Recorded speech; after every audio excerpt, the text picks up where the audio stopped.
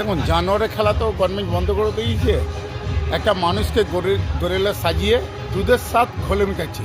তাই টারজান সার্কাসে আজ থেকে এইটা খেলা চালু হলো। এই খেলাটা দেখে বাচ্চারা এত উৎসাহ, তাই টারজান সার্কাস প্রত্যেক দিন 3টে করে শো চলছে। প্রথম শো দুপুরে 1টা, দ্বিতীয় শো বিকেল 4টে, তৃতীয় শো সন্ধ্যে 7টায়।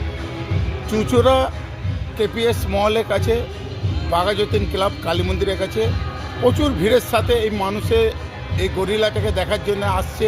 বলছে জানোয়ার নিয়ে এসছে। আমি বারবার বলছি এটা জানোয়ার না, এটা একটা মানুষকে গরিলা সাজিয়ে দুধের স্বাদ সার্কাস থেকে আমরা ঘোলে মেটাচ্ছি। এখন তো আর সেভাবে দেখা যায় না সার্কাসে জীবজন্তু। যবে থেকে বাঘ ভাল্লুক জানোয়ারের খেলা বন্ধ হয়ে গেছে। এরকম আগের দিন ছিল মানুষ গরু গাড়ি করে সার্কাস আসতো, 1 দিন 2 দিন টিকিট পেত না, ঘুরে চলে যেত, টিকিট ব্ল্যাক হতো কাউন্টার খোলা। সেই মনোভাব তো নেই। আশা রাখছি চুঁচুড়াতে যতদিন আছি আমরা সার্কাস খুব ভালোই চলছে।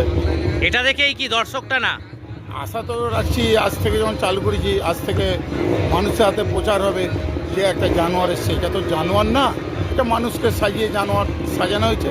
বারবার বলছি দুধের স্বাদ ঘোলে মেটাচ্ছে। এটা কি ড্রেসটাকে বিশেষভাবে আনানো হয়েছে? হ্যাঁ, ড্রেসটা অনলাইনে মাঙানো হয়েছে। আজকে এই খেলাটা আমাদের টারজান সার্কাসে আজ থেকে চালু হবে। কি নাম আপনার? আমার নাম মোল্লা সাদেক রহমান। হ্যাপি বলেছি আমাদের